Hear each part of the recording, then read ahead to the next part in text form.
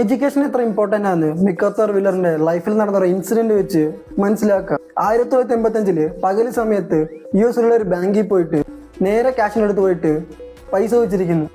Yes, പുള്ളി robbery ചെയ്യാൻ പോയതാ. പക്ഷെ കാഷ്യറിന് ഭയങ്കര കൺഫ്യൂഷൻ. കാരണം റോബറി ചെയ്യുന്ന പോകുന്ന ആൾക്കാർ ഫേസ് ഫുൾ കവർ ചെയ്തിട്ടാണ് പോകുന്നത്. പക്ഷെ പുള്ളി അങ്ങനെ ഒന്നും കവർ ചെയ്യാണ്ട് മുഖത്ത് കുറച്ച് വെറ്റായിട്ട് മാത്രമേ പോയിട്ടുള്ളൂ. ഓൾറെഡി കൺഫ്യൂഷൻ തന്നെ ക്യാഷിലെടുത്ത് വീണ്ടും കൺഫ്യൂഷൻ ചെയ്യുന്ന പോലെ പേടിക്കണ്ട, എനിക്കൊരു ഫേസ് ഉണ്ട്, പക്ഷെ അത് നിങ്ങളെ കൊണ്ട് കാണാൻ പറ്റൂല എന്ന് പറഞ്ഞിരിക്കുന്നു. കാഷ്യറിനൊന്നും മനസ്സിലായില്ല, പൈസയും കൊടുത്ത് പറഞ്ഞു വിട്ടു.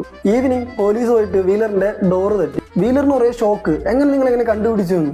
പോലീസ് പറഞ്ഞ ബാങ്കിലൊരു ക്യാമറ ഉണ്ട്, നീ ഫേസ് ഒന്നും കവർ ചെയ്യാത്തതുകൊണ്ട് നിന്റെ ഫേസ് അവിടെ ഐഡന്റിഫൈ ആയി അങ്ങനെ വന്നതാന്ന് പറഞ്ഞു. പക്ഷെ പുള്ളി സമ്മതിക്കുന്നില്ല. അതെങ്ങനെ, എന്റെ ഫേസ് ഫുള്ള് ലെമൺ ജ്യൂസ് ആയിരുന്നല്ലോ. യെസ്, പുള്ളി ഫേസിൽ ലെമൺ ജ്യൂസ് വെച്ചിട്ടാണ് ബാങ്കിൽ പോയിട്ട് റോബറി ചെയ്തത്. പുള്ളി ഒരു ഡോക്യുമെന്ററി ഉണ്ടായിരുന്നു, അതിൽ പേപ്പറിൽ ലെമൺ ജ്യൂസ് വെച്ച് എഴുതി കഴിഞ്ഞാൽ ഇൻവിസിബിൾ ആയിരിക്കും.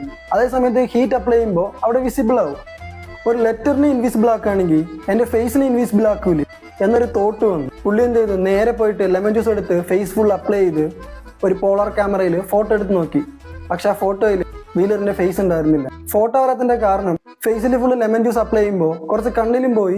സോ ക്യാമറ തിരിച്ചു വെച്ചാണ് ഫോട്ടോ എടുത്തത്. അതുകൊണ്ടാണ് ഫോട്ടോയിൽ വീലറിന്റെ ഫേസ് വരാത്തത്. പുള്ളി എന്ത് വിചാരിച്ചു, നേരെ ബാങ്കിൽ പോയിട്ട് റോബറി ചെയ്യാന്ന് പറഞ്ഞിട്ട് നേരെ ബാങ്കിൽ പോയി. ഇതിനാ പറയുന്നത്